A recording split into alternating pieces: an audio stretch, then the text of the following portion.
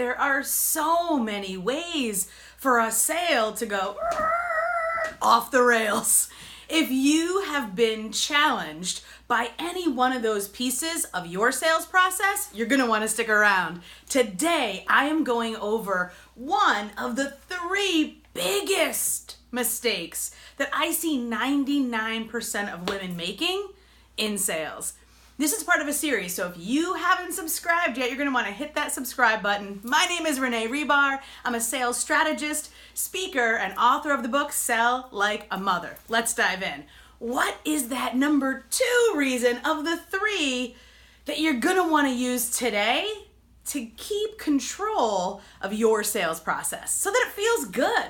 It doesn't feel like you're persuading a prospect. Make it feel like you're chatting with a friend.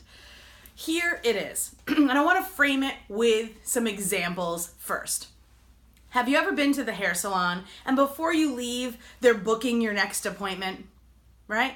Or maybe you went to the doctor. I know my annual exam, they always book the next one before I leave. I only go once a year. Or the dentist, they always book my next teeth cleaning. That hygienist is good. She's had some good sales training. She always books it. She says you can always change it, but I get booked up quick. No, I don't know if that's true or not, but I mean, she books herself up because she books every single client again before they leave that chair. So this is phenomenal sales practice in action that you can relate to in your own life. Now, on the flip side, where so many amazing, skilled consultants lose this game is they get on the phone with someone, they're talking with them, they're building a rapport, and the person says yes. And they're like, yes, woohoo, another client, yes. And then they send them the paperwork and nothing. Hello, Bueller. Bueller. Has that ever happened to you? If that has ever happened to you, tell me in the comments below. I definitely want to hear about it because there's definitely a way to stop that from happening. Here's what I recommend for you. So I've worked with this system, whether it's with business coaches, web developers, even realtors, where you have to put a deadline on it. We adhere to deadlines all around our life. And there's so many things that we want to do, that we need to do, that we absolutely intended to do, but didn't do because there was no deadline to do it. So let's work with our humanity because humans have changed never. Working with our humanity means putting a deadline on it. And here is literally the one sentence that you can put on the end of every contract, the end of your email offer, or on the phone as you say it with a client. You can say this: I have loved talking with you. I am so excited that you're ready to take advantage of this offer. I am willing to honor this offer at this price until this date. Now that date is usually, in my book, 24 to 48 hours out. I'm not one to strong arm anyone, and I am absolutely okay with someone saying, you know what, I have to think about it because some of my services are pretty expensive. I get it. I 100% support sleeping on it. However, I'm not available all the time.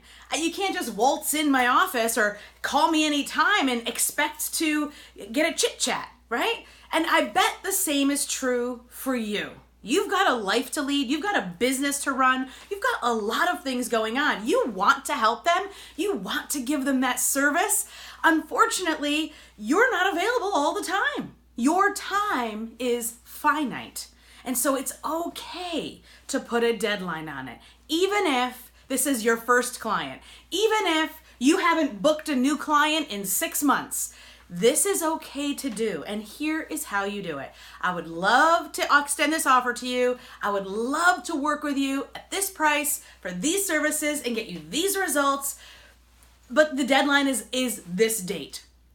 And then you add this sentence. And this, I really encourage this because, again, selling gets a bad rap because it's all about strong-arming for a lot of people. I don't want you to strong-arm people. I want you to be genuine, especially when you're a woman business owner selling to another woman business owner or to other women. We don't like that. That doesn't work for us. So it's so different selling as a woman and to women.